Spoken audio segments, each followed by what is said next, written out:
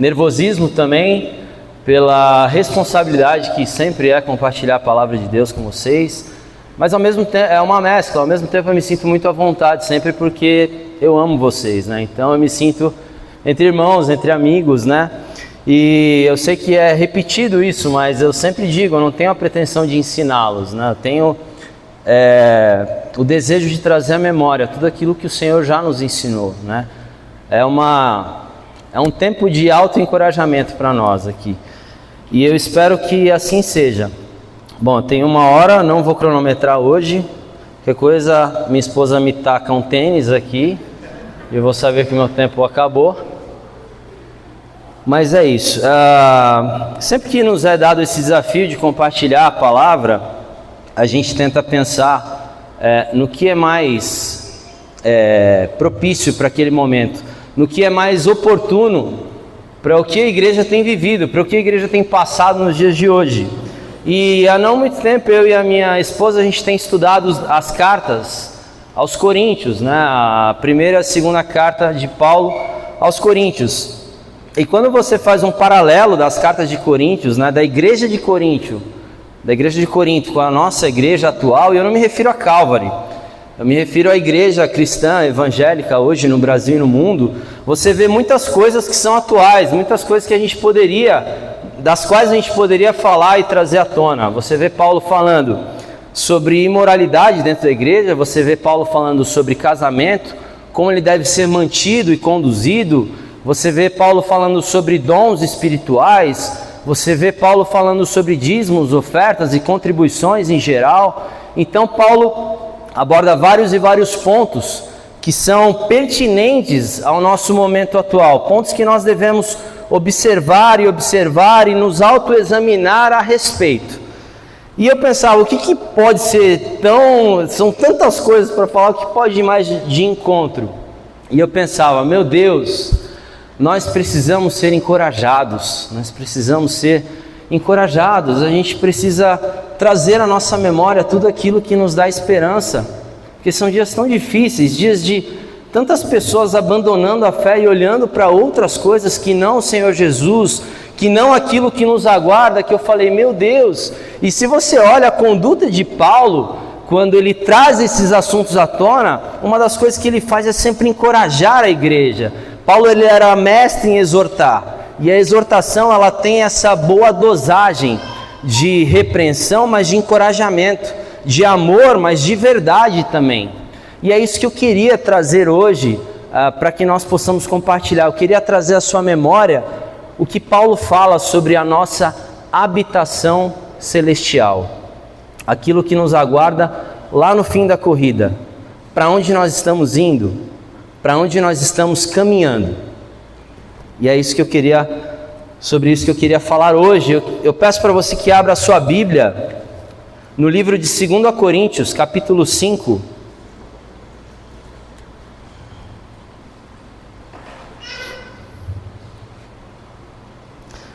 Segunda Coríntios capítulo 5, vamos estudar dos versículos 1 ao versículo 10. Todos lá? Amém ou misericórdia? Misericórdia? Eu ouvi misericórdia aí, peraí. Amém? Então vamos lá. 2 Coríntios capítulo 5, versículos de 1 a 10. Sabemos que, se for destruída a temporária habitação terrena em que vivemos, temos da parte de Deus um edifício, uma casa eterna nos céus, não construída por mãos humanas. Enquanto isso, gememos, desejando ser revestidos da nossa habitação celestial, porque estando vestidos, não seremos encontrados nus. Pois enquanto estamos nessa casa, gememos e nos angustiamos, porque não queremos ser despidos, mas revestidos da nossa habitação celestial, para que aquilo que é mortal seja absorvido pela vida. Foi Deus que nos preparou para esse propósito, dando-nos o Espírito como garantia do que está por vir. Portanto, temos sempre confiança e sabemos que, enquanto estamos no corpo, estamos longe do Senhor, porque vivemos por fé e não pelo que vemos. Temos, pois, confiança e preferimos estar ausentes do corpo e habitar com o Senhor. Por isso, temos o propósito de lhe agradar, quer estejamos no corpo, quer o deixemos. Pois todos nós devemos comparecer perante o tribunal de Cristo, para que cada um receba de acordo com as obras praticadas por meio do corpo, quer sejam boas, quer sejam más. Vamos orar. Senhor Jesus, eu te louvo, Pai, te agradeço pela oportunidade de compartilhar com a tua igreja, com os meus irmãos, a tua palavra, Senhor. Que eu diminua para que o Senhor cresça. Traz à memória tudo que o Senhor ministrou ao meu coração, que seja o Senhor falando à tua igreja, que seja a tua voz a ser ouvida aqui. Repreende toda a distração, Senhor, qualquer coisa que possa tirar os nossos olhos de ti, o nosso foco do Senhor, Pai. Fala conosco nessa manhã, eu te peço em nome de Jesus. Amém. Muito bem, então esse texto ele traz uma ênfase na nossa habitação celestial. O ser humano, nós, seres humanos, a gente funciona meio que à base de troca, de recompensa, de mérito, de receber algo por aquilo que você entrega. E geralmente, quanto maior a recompensa, mais você entrega. Mas quando falamos de recompensa, de algo que merecemos, quando falamos de eternidade, quando falamos de salvação, quando falamos de vida eterna, o fato é que nós não merecemos. Podemos partir daí, desse ponto, que no melhor dia das nossas vidas a gente merecia o inferno. Por que no melhor dia das nossas vidas a gente merecia o inferno? Porque somos pecadores, e o pecado nos separa de Deus, e o salário do pecado é a morte. Então se o homem pecou, ele está para sempre separado de Deus. E o que nos reconcilia com Deus? O sangue de Cristo, o sacrifício de Jesus. Partindo daí, nós não fazemos por merecer, é pura graça.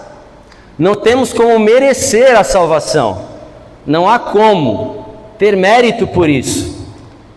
Só que Jesus, ele é tão maravilhoso e ele é tão abundante na sua graça, ele é tão inigualável, que além da vida eterna, porque poderia ser uma vida eterna por si só, poderia ser uma vida eterna na terra, poderia ser uma vida eterna aqui, cheia de dor, cheia de sofrimento, cheia de labuta, cheia de suor, mas não. Ele dá um plus nessa salvação, nessa vida eterna. Ele nos promete uma habitação celestial. Ele nos promete algo maravilhoso, algo que nós não somos capazes de imaginar. É isso que o Senhor nos promete.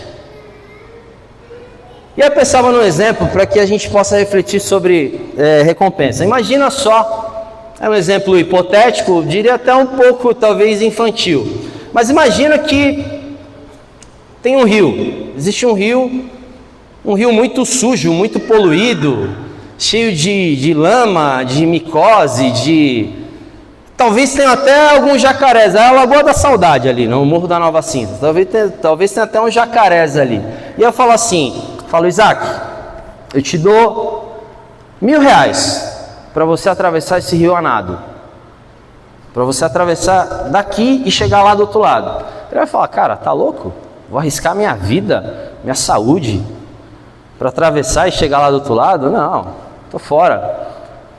Mas se eu falar assim, Isaac, eu te dou R$100 milhões para você atravessar esse rio e chegar do outro lado, quantos aqui considerariam atravessar e arriscar a sua vida e atravessar esse rio? Quantos considerariam? Pode levantar a mão aí. Alguém não consideraria? São 100 milhões.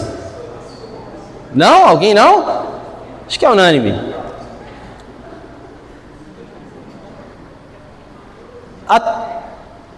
O que eu quero trazer, a moral desse exemplo que eu quero trazer para vocês é o seguinte: quanto maior o valor daquilo que te aguarda, mais você arrisca, mais você entrega.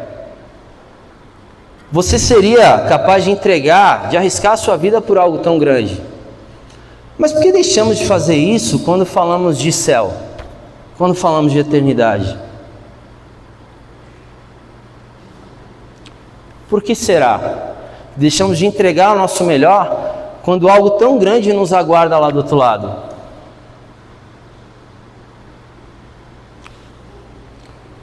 O ponto é que tem algo preparado para nós, mas nós temos que atravessar o rio. Seria muito cômodo, e é o que as pessoas querem ouvir hoje, que você não precisa atravessar, você só precisa ficar desse lado e esperar que a recompensa chegará. Mas, meu irmão, não. Você precisa entregar algo. O preço já foi pago para que a tua recompensa esteja do outro lado, mas você precisa dar um passo. Você precisa atravessar o rio. Muitos hoje querem ouvir assim, ó, cara, só crê em Jesus e vai viver tua vida. Não precisa fazer mais nada. Só creia, só acredita que Ele existe. Quantos você conhece que fala assim, não, eu creio em Jesus, mas eu quero viver aqui na minha casa, não preciso de igreja, eu já estou salvo. Imagina, o Senhor vai querer que eu entregue algo, que eu sofra, que eu persevere? Não, vou ficar aqui. Eu não preciso de sofrimento nenhum, não preciso entregar nada, só preciso crer. A Bíblia diz que aquele que perseverar até o fim será salvo. E sabe como que é produzida uma boa perseverança? Através da tribulação. E sabe o que a perseverança produz em você? Um caráter aprovado. A palavra diz isso lá em Romanos. Então não há como ter um caráter aprovado sem perseverar. É mentira se eu te disser que basta você sentar na sua cadeira e crer que Jesus existe e viver tua vida como você bem entender, que você vai chegar do outro lado. Não, meu irmão, tem que perseverar. Tem que abrir mão de si mesmo. Tem que morrer para você mesmo. Tem que abrir mão da sua carne. Tem que abrir mão do seu eu. Tem que esquecer essa habitação temporária e focar na nossa habitação celestial, naquilo que nos aguarda do outro lado. Se tem algo tão grandioso, tão imensurável te esperando do outro lado, faça valer a pena, entregue o que é preciso. Não hesite, não fique desse lado, achando que Ele chegará até você. Busque, porque no fim da corrida uma habitação celestial nos aguarda. Versículo 1 diz assim, ó, sabemos que se for destruída a temporária habitação terrena em que vivemos, temos da parte de Deus um edifício, uma casa eterna nos céus, não construída por mãos humanas. E aí Paulo, ele usa aqui um jogo de palavras, ele faz um contraste entre essas palavras, porque quando falamos de habitação celestial, você pode entender a habitação celestial como o corpo glorificado que nós teremos, ou você pode entender como a Nova Jerusalém. Mas Paulo, ele é específico quando ele usa as palavras no grego aqui. Ele usa as palavras para falar sobre corpo terreno. Aqui já vai subir lá para projetar, mas ele usa a palavra eskenos. Então quando ele fala aqui assim, ó, sabemos que se for destruída a temporária habitação terrena em que vivemos, então quando ele fala sobre habitação terrena, ele usa esse termo aí, ó, eskenos, que se refere à tenda ou tabernáculo. É isso que essa palavra no original grego significa. E o que é a tenda ou tabernáculo? É uma habitação temporária. Ela não possui fundação, ela não possui uma fundamentação sólida. Ela é uma habitação temporária. E Paulo, ele é muito proposital em usar isso, porque você sabe qual era a profissão de Paulo. Paulo, ele era fabricante de tendas. Ele usa essa palavra com propriedade. Ele sabe que esse termo se refere a uma habitação temporária, mas ele segue no texto e fala assim, ó, teremos da parte de Deus um edifício, uma casa eterna nos céus, não construída por mãos humanas. E quando ele usa a palavra no grego para edifício, ele usa esse termo, oikodomé, que é uma palavra no grego que se refere a edifício, tal qual um corpo ressurreto. Então você vai ver na essência do texto que aqui, nesse trecho de 2 Coríntios, nós estamos falando do nosso corpo glorificado, do corpo ressurreto que nós herdaremos, não construído por mãos humanas. Ele usa mais uma palavra aqui, ó, akeiropoieton, no grego, que se refere a um corpo de origem divina, não feito por mãos humanas. Então, meu irmão, esse corpo, ele vai passar. Não importa o quanto nós foquemos no aqui, no hoje, no agora, esse corpo ele vai ser destruído. Se tem uma certeza que nós temos, é que ou nós vamos morrer, ou nós seremos arrebatados. Isso é fato. Não há como se apegar a essa vida.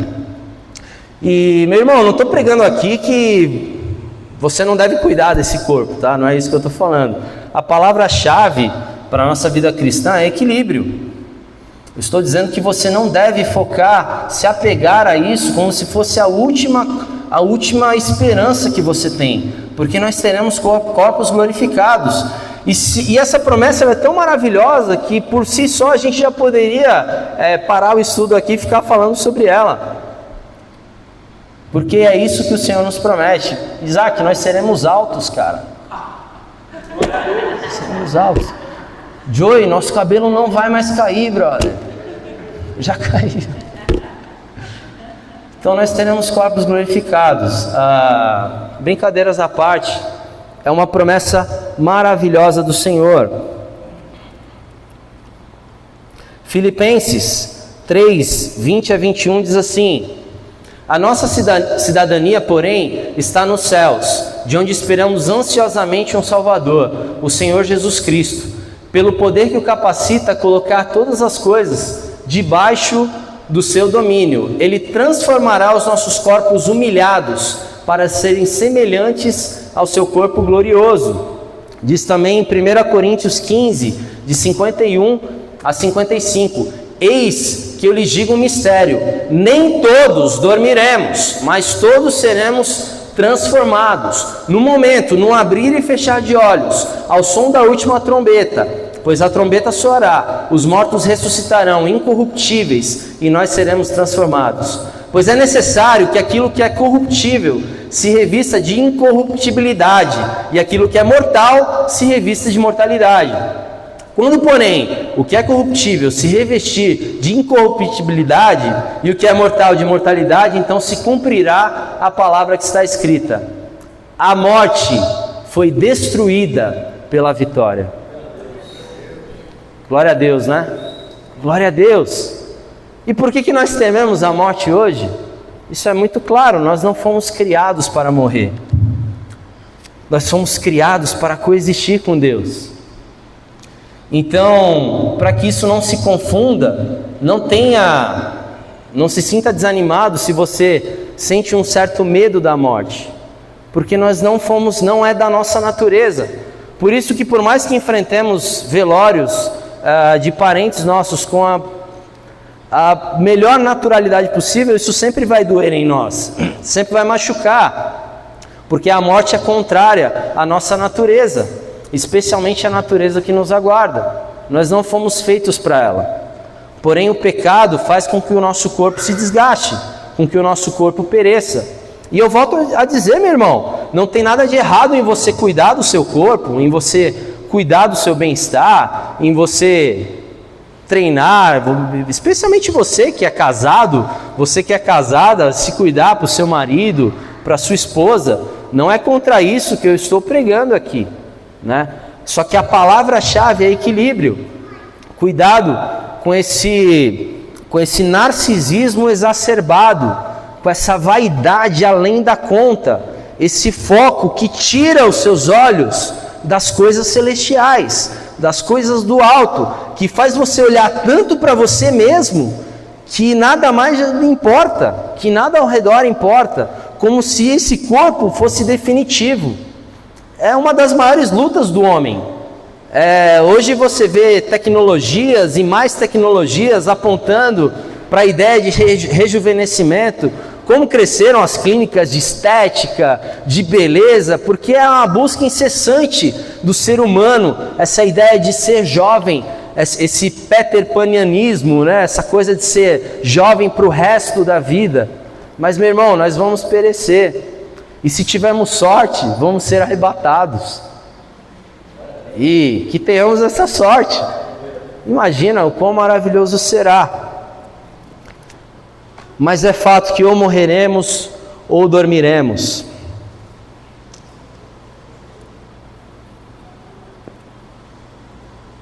Aqui está a promessa do Senhor para nós, eternidade. Tudo que nós precisamos fazer é caminhar em direção a ela, é atravessar o rio. Naquele exemplo hipotético que eu falei, ela já está lá nos aguardando. Mas o homem mesmo assim ainda insiste em trocar a sua eternidade por aquilo que não pode ter. Foi como lá no Éden. Deus falou para Adão: cara, tudo é teu, menos isso. E aí onde que eles vão? Nisso. É da nossa natureza carnal, pecaminosa, ter aquilo que a gente querer, ansiar por aquilo, cobiçar, desejar aquilo que a gente não pode ter. E esse é o alerta de Paulo aqui.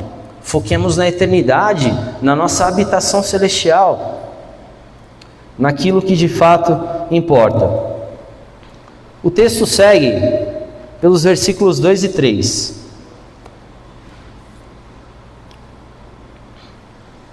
Enquanto isso, gememos, desejando ser revestidos na nossa habitação celestial, porque estando vestidos, não seremos encontrados nus. Então, quando Paulo fala aqui nós gememos, é a nossa alma brigando contra a nossa carne, porque você sabe da sua natureza santificada pelo Senhor, e por isso nós gememos.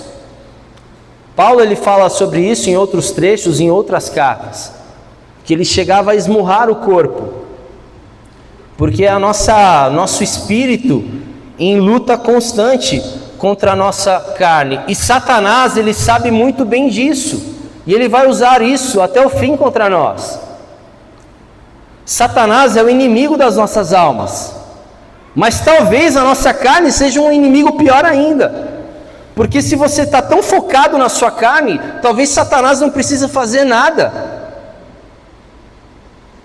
só pelo fato de você desejar agradar a sua carne, alimentá-la dia após dia.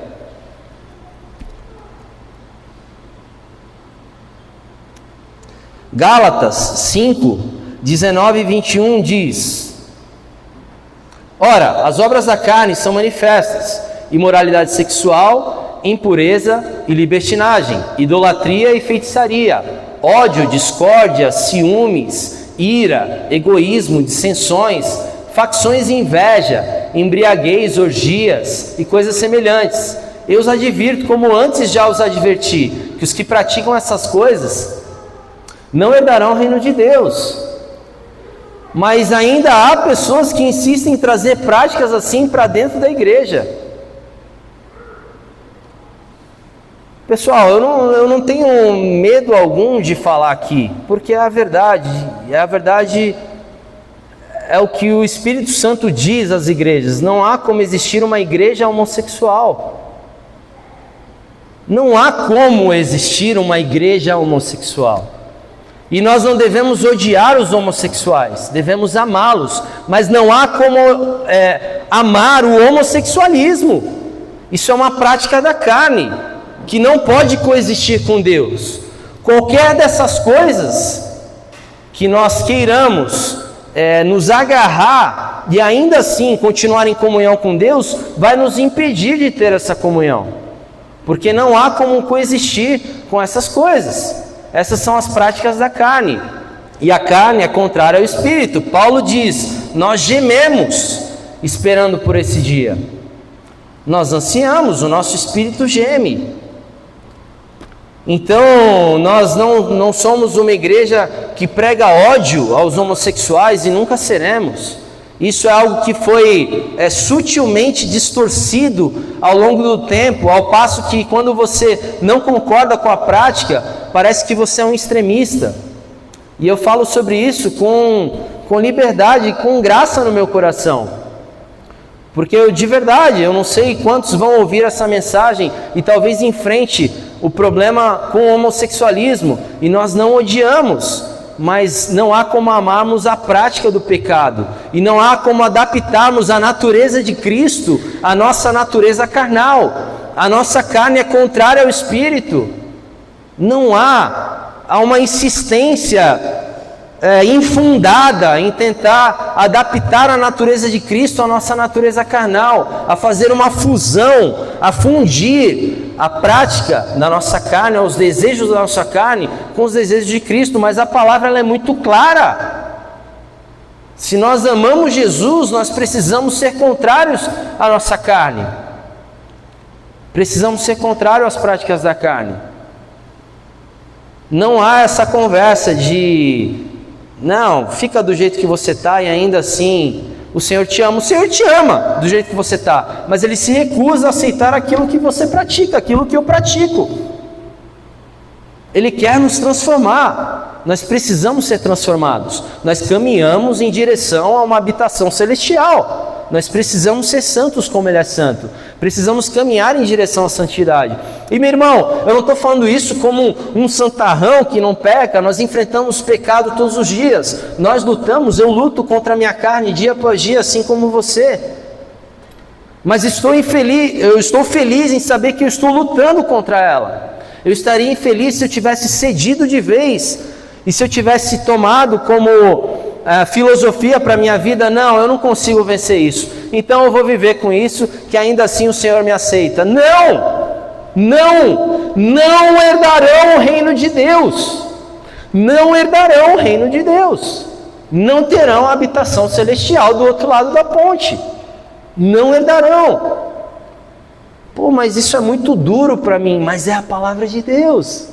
É o preço que nós precisamos pagar, porque o principal preço já foi pago. Aquele que nós não poderíamos pagar, já foi pago. Aquele que está longe do nosso alcance, já foi pago na cruz. Mas o que nós podemos pagar é esse: negar a nós mesmos.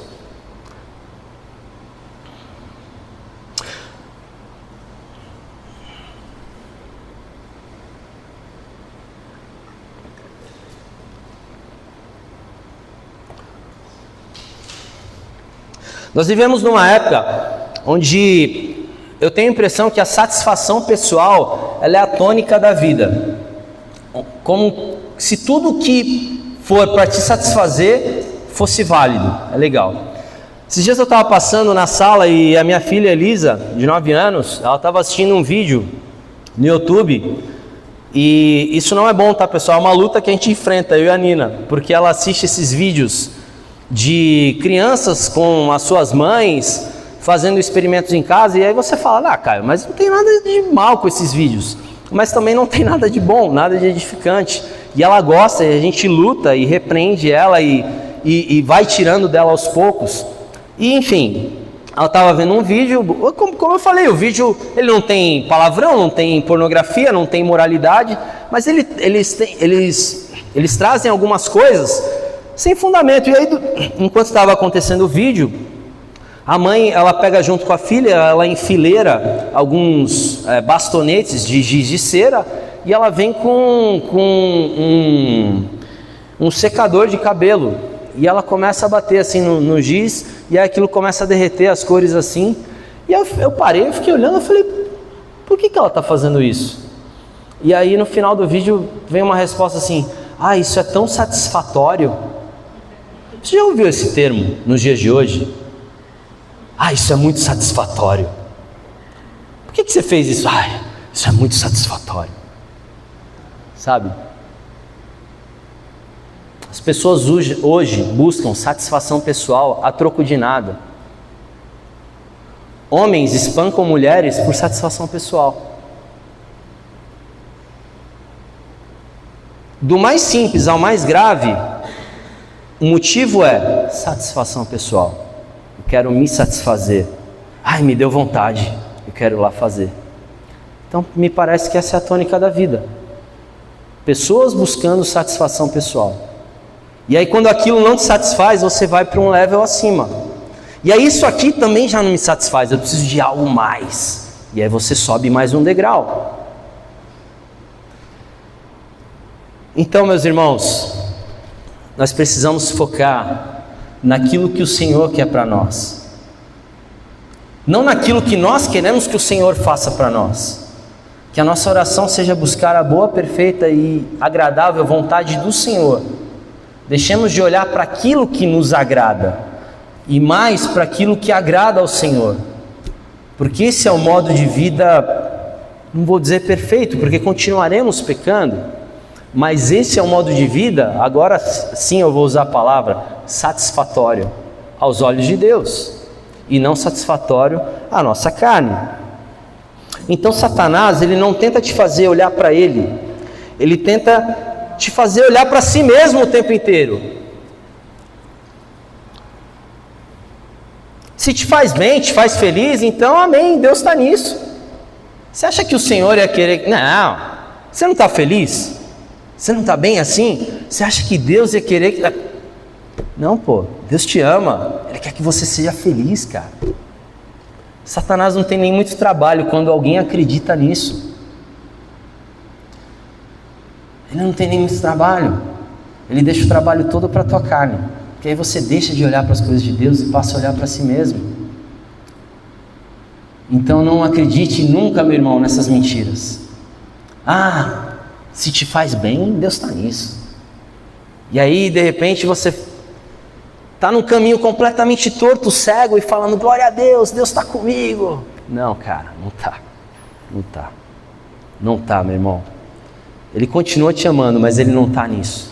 E Ele vai te amar até o fim, mas Ele não está nisso. E o fim está próximo, e o fim vai chegar. Nós estamos caminhando para Ele. Meu irmão, a habitação celestial está logo ali. Nós precisamos perseverar um pouquinho mais. Precisamos nadar um pouquinho mais por esse rio aí, cara. Nós vamos chegar lá. Nós estamos quase chegando. Persevera, meu irmão. Não deixa a tua carne tirar o foco daquilo que está lá no final. Se você perder os olhos daquilo que está no final, você vai se afogar. E se afogar como alguém ensimesmado na sua própria carne. Mantenha os olhos em Cristo. Mantenha os olhos em Jesus. Então, como eu disse, não está, há muito tempo já não está mais no hype. Já ouviu esse termo também? Hype. Hype é o que está no top, é o que todo mundo sabe. Já não está mais no hype dizer, tome a sua cruz e negue a si mesmo. Agora as pessoas querem ir para as igrejas e ouvir, Deus tem o melhor para você, esse é o seu ano. Ninguém quer mais ouvir, toma a sua cruz, se arrependa. Como João Batista falava no deserto. Se arrependam, se arrependam, se arrependam. As pessoas querem ouvir, não, esse é meu ano. Por que você vai naquela igreja? Ah, eu vou lá porque, é uma palavra... Eu saio de lá e o pastor fala que... Ai, meu lindo, Deus é bom e Ele tem o melhor para... Meu irmão, Deus tem o melhor para você. Nossa habitação celestial. Deus tem o melhor em definitivo para você. Mas eu não posso deixar de dizer que você tem que perseverar. Não posso deixar de dizer isso. Então, se você não vai ouvir por aí, eu vou dizer para você: negue-se a si mesmo, tome a sua cruz, foque naquilo que o aguarda no fim da corrida.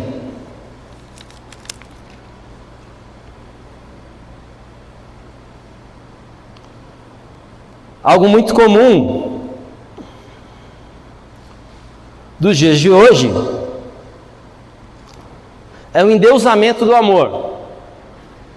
Tudo sob o pretexto de que é amor. E você já ouviu falar essa frase: Deus é amor, mas o amor não é um Deus. Então as pessoas odeiam, as pessoas se invejam, as pessoas se enfurecem, as pessoas excluem, as pessoas pervertem a real natureza de Deus e dizem: é o amor, é sobre o amor. Mas não é. O perfeito amor, aquele que está lá em 1 Coríntios 13, de 4 a 8, o perfeito amor, essa é a natureza de Deus. Essa é a verdadeira natureza de Deus. Então cuidado com esse pretexto. A palavra diz ainda lá em 1 João 4,18: no amor não há medo, pelo contrário, o perfeito amor expulsa todo medo, porque o medo supõe castigo, e aquele que tem medo não está aperfeiçoado no amor. Então não há como você viver sem essa paz que excede todo o entendimento, porque, meu irmão, você concorda comigo que a verdadeira paz, essa paz sobre-humana, essa paz que excede todo o entendimento, só há como obter ela através do verdadeiro amor. Se você não conhece o verdadeiro amor, você não conhece a verdadeira paz. Nós só podemos conhecer a verdadeira paz quando conhecemos o amor de Cristo. Qualquer coisa fora disso é vazio.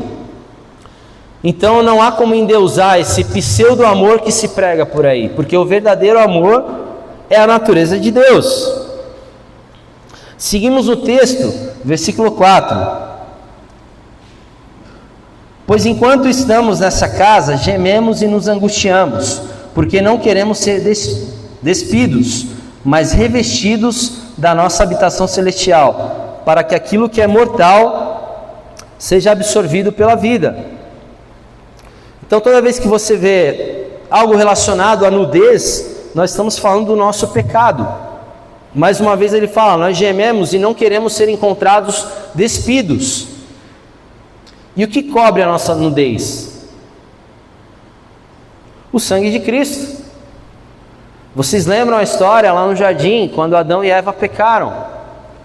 E aí eles se deram conta que estavam nus. Por que eles se deram conta que estavam nus?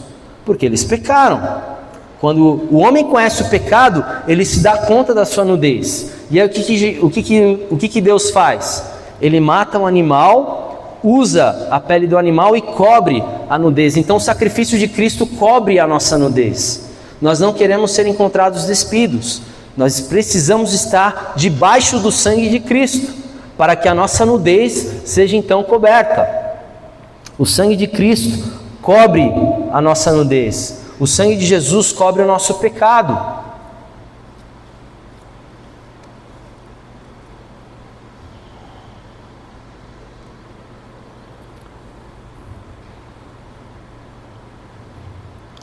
Quando ele fala que nós gememos e nos angustiamos, eu penso assim, se amamos mais essa vida terrena do que desejamos o céu, então algo está errado.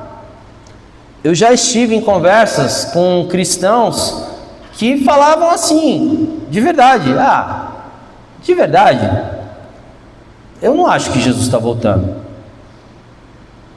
Eu não tenho essa expectativa não. Você já conheceu alguém assim? Eu já. Pô, mas e a guerra que está acontecendo entre a Palestina? Não, mas e a Segunda Guerra? Não, a gente já teve outras atrocidades. Não, isso aí vai demorar ainda. Meu irmão, o Espírito que habita em você não clama pela vinda de Jesus? Se o nosso Espírito não diz Maranata, meu Deus, eu quero acordar amanhã e estar no céu, então algo está errado. Então nós estamos vivendo para essa carne. A forma correta de caminharmos é ansiando. Se eu disser para você que daqui a uma hora, Jesus voltará e nós seremos arrebatados, como que você vai se sentir? Você está pronto? Eu estou pronto? Ou você vai pensar assim, mas eu tenho que passar em casa ainda. Se tem algo a ser acertado na sua vida, então nós precisamos nos autoexaminar, porque nós precisamos estar prontos para a vinda de Cristo, porque ela está às portas. E se não estamos prontos, precisamos ansiar e dizer com o nosso espírito, Maranata, vem Senhor Jesus. Não há como desejar estar aqui ainda. O mundo vai de mal a pior, meu irmão. Não há como não, ainda há muito que viver, há muito que aproveitar. Não há mais nada. Não há mais nada. Nós devemos apressar a vinda de Cristo com a nossa vida, com o nosso clamor, com as nossas orações. Meu Deus, o que é preciso para que o Senhor venha amanhã? O que é preciso? Eu quero fazer. Então, você precisa gemer, a sua alma, se angustiar, porque se a tua carne fala mais alto, se a minha carne ainda deseja viver aqui, curtir um pouco mais dessa vida, e novamente, meu irmão, para que não haja confusão, para que não haja desequilíbrio ou má interpretação do que eu estou falando, também não estou dizendo que você não pode aproveitar bons momentos nessa vida, que você não pode viajar, que não é isso também que eu estou pregando. Mas isso não pode suplantar o seu desejo de estar com Deus. Isso não pode ser maior do que o seu desejo de estar no céu. Isso não pode ser maior do que o seu foco na habitação celestial que nos aguarda. Não pode. Se há um desequilíbrio aí, então eu preciso voltar os meus olhos para aquilo que eu devo focar. Eu devo manter os meus olhos em Jesus. Então não se sinta culpado em fazer uma boa viagem com a sua família, em aproveitar bons momentos de férias. Não se sinta culpado nisso. O Senhor nos abençoa e nos proporciona esses momentos de refrigério. Mas volto a dizer, isso não pode suplantar o nosso desejo de eu dizer para você, daqui a 1 hora nós seremos arrebatados, e você falar, meu Deus, estou pronto, eu estou pronto. Se nós não estamos prontos, então precisamos estar, porque alguém aqui duvida que pode ser daqui a 1 hora? Pode ser, eu não sei, ninguém sabe senão o Pai, ninguém sabe, pode ser, então precisamos estar prontos. No versículo 5 diz assim, foi Deus que nos preparou para esse propósito, dando-nos o Espírito como garantia do que está por vir. Então, quando Jesus, lá em Atos, ele ascende aos céus, o que ele deixa para nós? O Espírito Santo. Então, se você entende o que eu estou falando, se você corrobora com o que eu estou falando, é porque o Espírito te dá esse discernimento. Sem o Espírito são palavras vãs. Sem o Espírito você vai olhar e vai falar, tá bom, 1 hora, né? Tá bom, estou marcando aqui. Mas é o Espírito Santo que nos dá essa convicção. É o Espírito Santo que nos consola. É o Espírito Santo que nos preparou para esse propósito. Nós vivemos para viver com Ele. É para isso que nós existimos. Nós temos um propósito. Nós temos uma direção. Nós temos um alvo depois do rio. Nós temos algo, um lugar para onde nós queremos chegar. E a nossa vida precisa clamar por isso. Nós precisamos ansiar por isso. E glória a Deus que nos dá o Espírito Santo para estar conosco, para nos auxiliar, para nos fazer suportar os sofrimentos dessa vida. Mas aí é que está, nós precisamos suportar os sofrimentos dessa vida.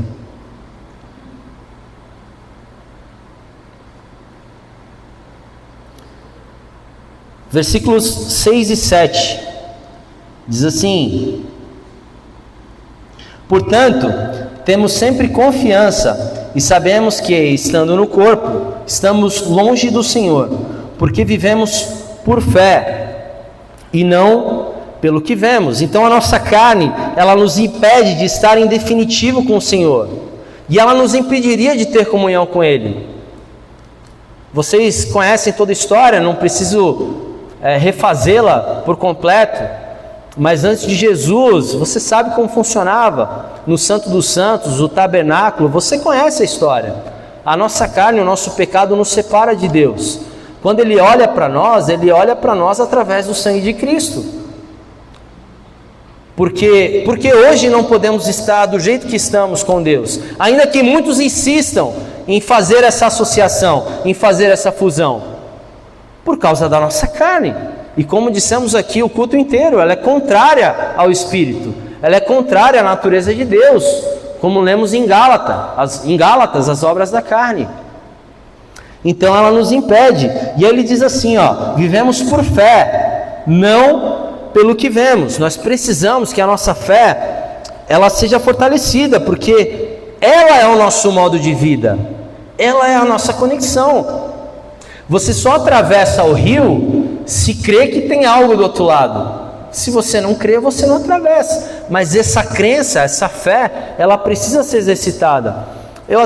Nós podemos até pensar em outro exemplo, mas eu acho que não existe um exemplo tão bom quanto a ideia de fazer musculação.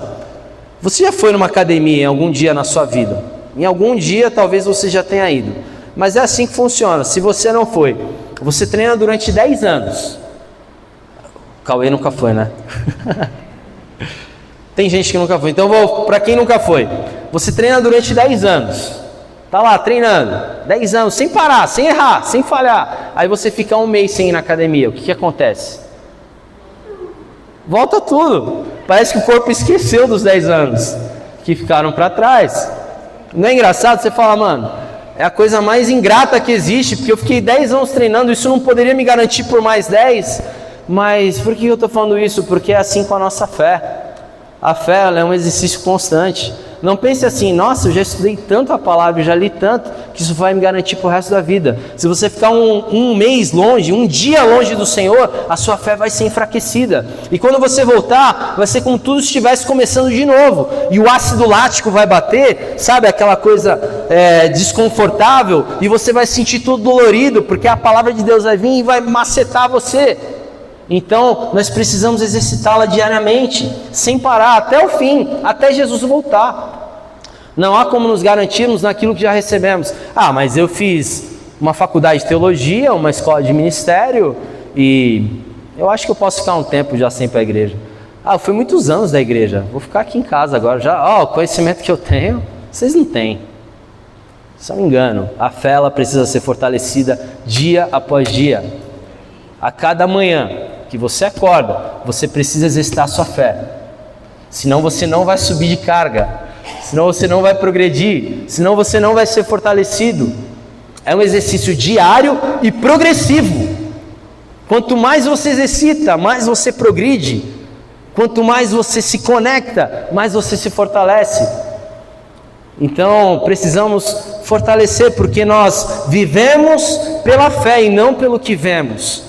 Você não pode ver a habitação celestial que te aguarda, mas você pode crer que ela existe, porque o Senhor diz para você que ela está lá, e nós só podemos imaginá-la. Se eu pudesse imaginar, eu só posso imaginá-la pela fé, e eu preciso que minha fé esteja fortalecida para que eu não tire os olhos dela, porque quando ela enfraquece, eu tiro os meus olhos.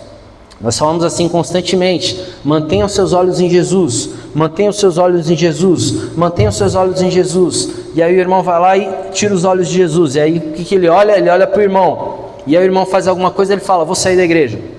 Ué, mas seus olhos não estavam em Jesus? Não estavam.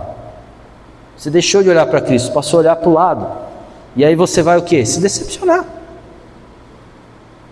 Você vai esmorecer. Ah, mas a igreja não é mais como era antigamente, sabe, aquela coisa. Mas os seus olhos onde estão? Por que nós estamos aqui hoje? Qual o sentido de estarmos aqui? É só mais um domingo? Só mais um culto qualquer? Ou tem algo dentro de nós ansiando por mais de Cristo, por mais de Jesus? Tem algo dentro de nós clamando por mais, por mais, por mais fortalecimento?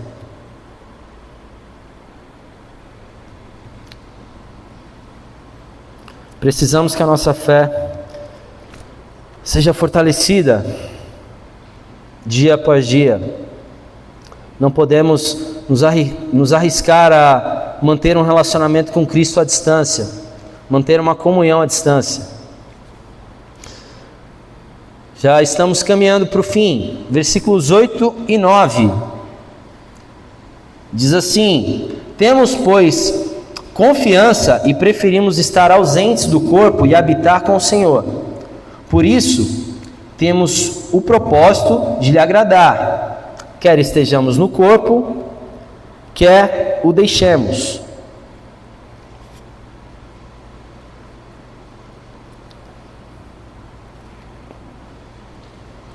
Então, como dissemos anteriormente, se desejamos mais essa carne, mais essa vida, então os nossos olhos, meu irmão, estão no lugar errado. Devemos viver para agradar a Deus.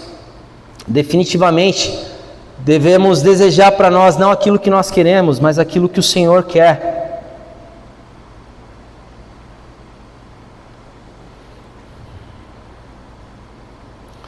Então, nesse exato momento, talvez estejamos ouvindo, a nossa carne esteja gritando, e aí talvez nós sejamos tentados a pensar: não, tudo bem, tudo isso faz muito sentido, mas daqui a 1 ano eu me arrependo, ou daqui a 5 anos eu deixo tudo que eu estou fazendo e eu volto para o Senhor. Eu já disse isso em outros momentos, eu já ouvi de irmãos assim, no meu tempo eu volto para a igreja, no meu tempo, quando o meu tempo... Meu irmão, não há mais tempo a ser perdido, não há mais tempo a ser desperdiçado. O tempo que nós temos é o tempo que se chama hoje. O tempo ele pertence ao Senhor. Nós precisamos aproveitá-lo como se fosse o último minuto, como se de fato fosse daqui a 1 hora. Eu não posso pensar daqui a 1 ano eu mudo, daqui a 5 anos eu me acerto com o Senhor. Nós precisamos nos arrepender hoje mesmo e colocar diante do Senhor: Senhor, como que eu posso viver uma vida que te agrada?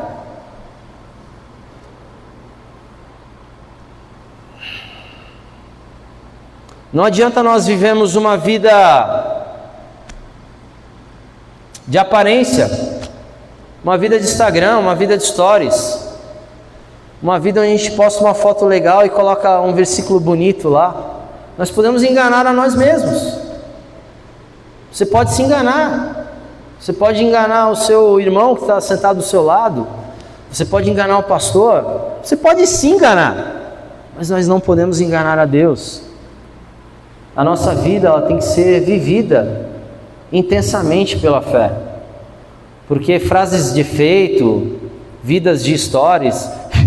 E novamente, meus irmãos, mais uma vez, nada contra postar stories e postar lá um devocional, mas o ponto é, nós vivemos aquilo que nós divulgamos, aquilo que nós aparentamos ser, aquilo é a nossa essência de fato, essa é a nossa vida, ou ela é algo para eu mostrar para todo mundo que eu tô bem?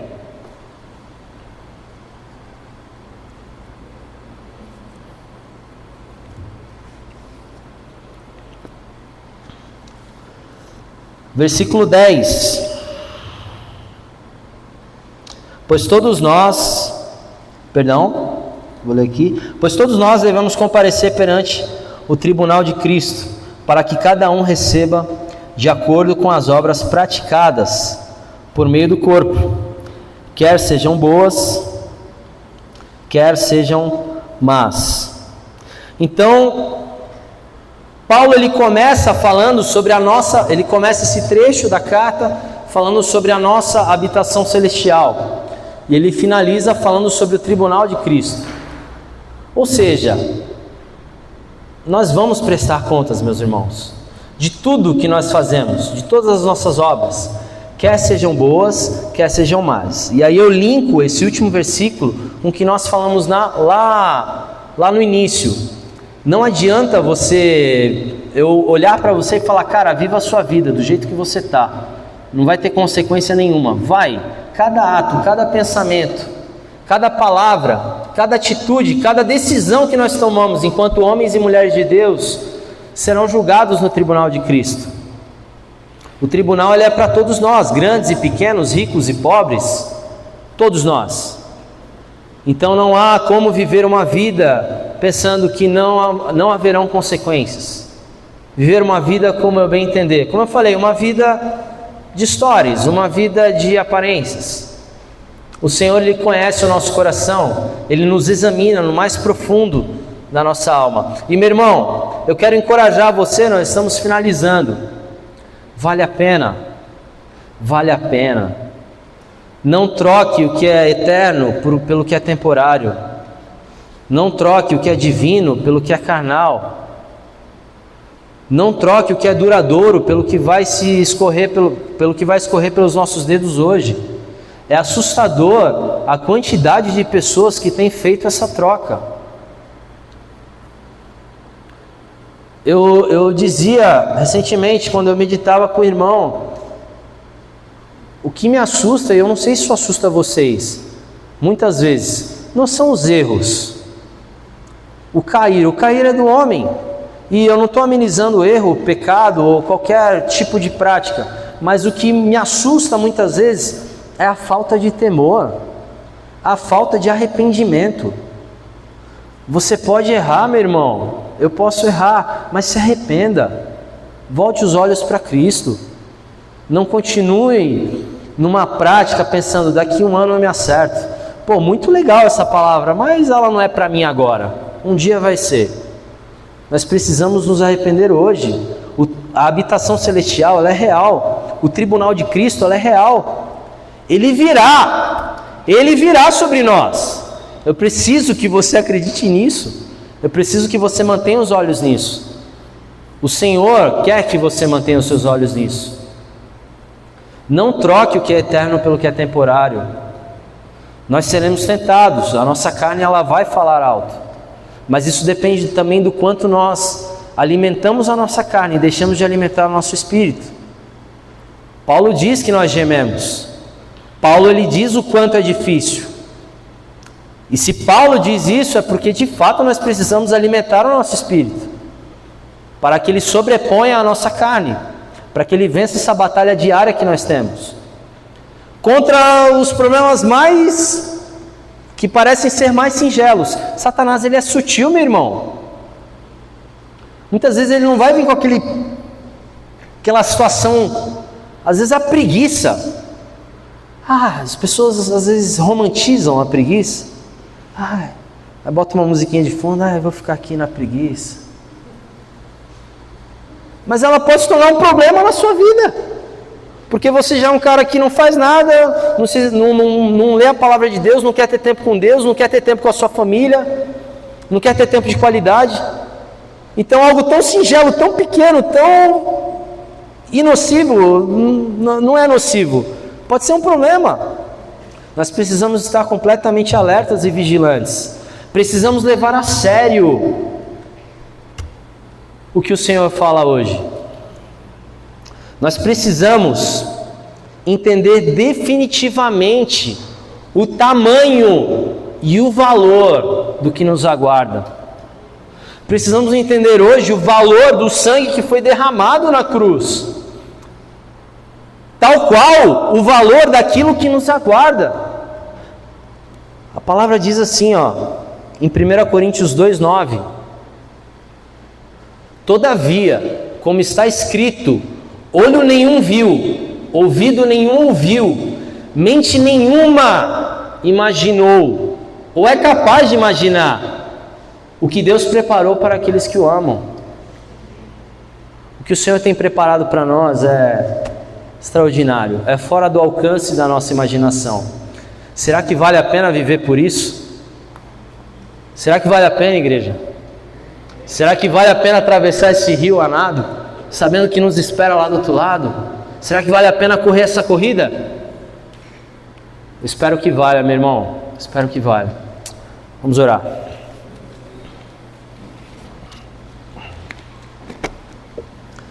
Peço que você fique de pé, por favor, em nome de Jesus. Vamos louvar o Senhor.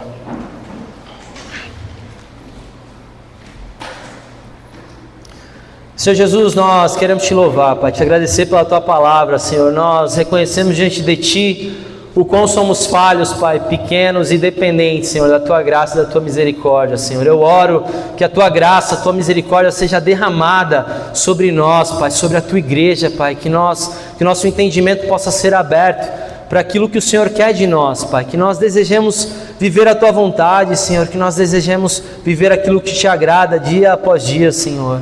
Nos ajuda a examinarmos o nosso coração, Pai, para sabermos o que devemos abandonar, Senhor, o que devemos adotar como prática para o nosso dia, Senhor. Mantenha os nossos olhos em Ti, Jesus. Os nossos olhos estejam fitos no Senhor, Pai. Precisamos tanto do Senhor e do Teu Espírito Santo, porque sozinho não conseguimos, Pai.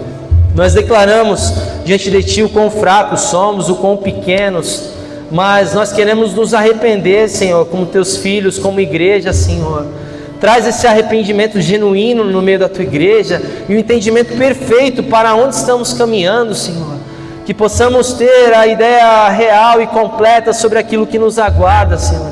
Sobre aquilo que o Senhor preparou para nós, Pai, em nome de Jesus. Nos dá essa noção, Pai, completa, diária, que nós possamos ser lembrados dia após dia, Senhor. Dia após dia, de para onde estamos indo, de que vamos nos encontrar contigo, Jesus.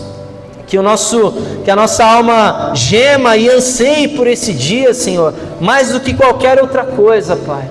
Que nós possamos caminhar em direção a isso, Senhor. Em nome de Jesus, Pai, que as Tuas palavras, elas não sejam vãs para nós, Senhor. que não sejam alvo de uma meditação rasa e rápida. Queremos meditar profundamente, Senhor, naquilo que o Senhor tem desejado para a Tua igreja, Senhor. O Senhor clama por corações dispostos, corações que se voltem para o Senhor, Pai, que entendam realmente como o Senhor quer que vivamos, Pai, de acordo com aquilo que Te agrada, Pai, em nome de Jesus, Senhor. Que esse seja o entendimento da nossa igreja, Senhor, que esse seja o nosso coração, Senhor, que esse sejam os nossos olhos, Pai, em nome de Jesus, Senhor.